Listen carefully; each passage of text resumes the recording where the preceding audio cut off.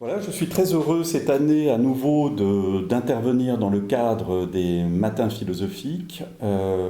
Et quand on m'a invité, j'ai proposé directement de travailler sur le philosophe français Henri Bergson. Je l'ai choisi à la fois par l'importance qu'il occupe dans la philosophie contemporaine et par un sentiment, celui d'une urgence aujourd'hui à interroger d'une manière différente ce que nous appelons la nature. Et que Henri Bergson donne des éléments pour poser la question de la nature de manière très différente de celle que nous mobilisons en général. J'aime beaucoup une phrase de Whitehead qui disait la philosophie ne revient jamais après les ébranlements que nous ont fait subir un grand philosophe. J'aime beaucoup cette phrase parce qu'elle signifie qu'il n'y a pas une continuité dans l'histoire de la philosophie et que la philosophie ne va pas dans une direction très particulière, mais qu'il y a des grands moments marqués par des singularités que sont les philosophes, des moments où les choses basculent et ce que nous appelions penser, faire une expérience, réfléchir, caractériser les êtres, se trouve bouleversé. Et sans conteste, la pensée de Bergson a marqué un de ces grands bouleversements, une irréversibilité de la pensée, ce qui ne veut pas dire qu'on ne peut pas revenir en arrière, mais on devra toujours acter des transformations qu'un penseur comme Bergson a fait. Il a tout transformé, la question du temps, la question de l'intelligence, l'art de construire les problèmes, le statut de la pensée, la manière d'envisager les êtres, il a tout bouleversé.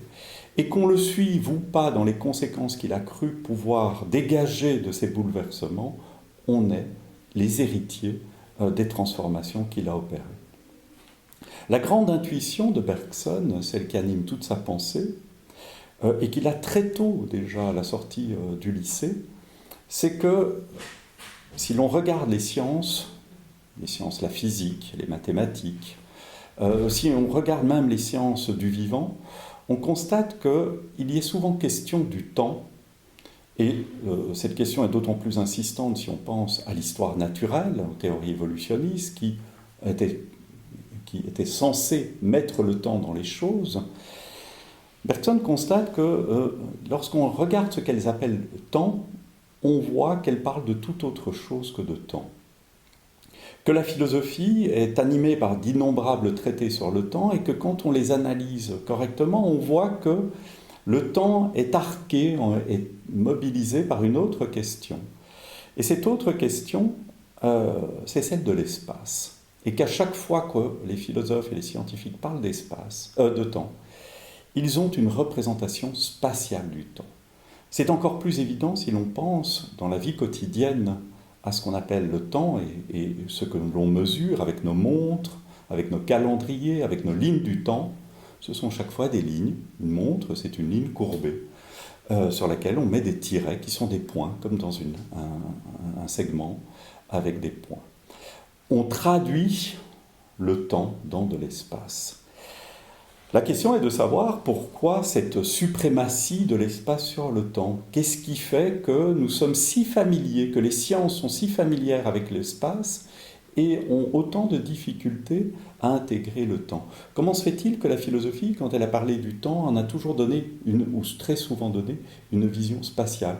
Comment se fait-il que dans notre quotidien, lorsque nous vivons notre durée, nous vivons notre vieillissement, nous vivons les transformations des choses, et pourtant quand nous en parlons, nous représentons une ligne avec des points et nous représentons une forme spatiale. D'où cela vient? Pourquoi cette suprématie de l'espace sur le temps?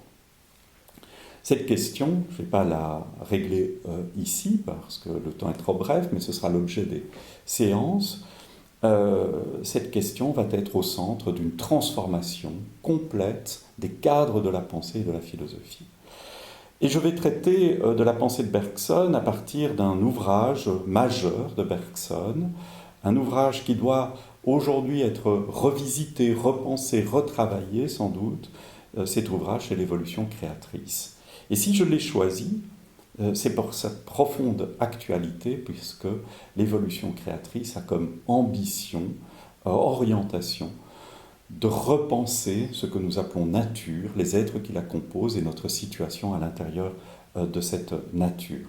Je crois qu'il y avait une urgence pour Bergson à reconstruire une pensée de la nature, et cette urgence qu'il a eue au début du XXe siècle, nous la retrouvons aujourd'hui dans une toute autre situation, celle de la crise écologique.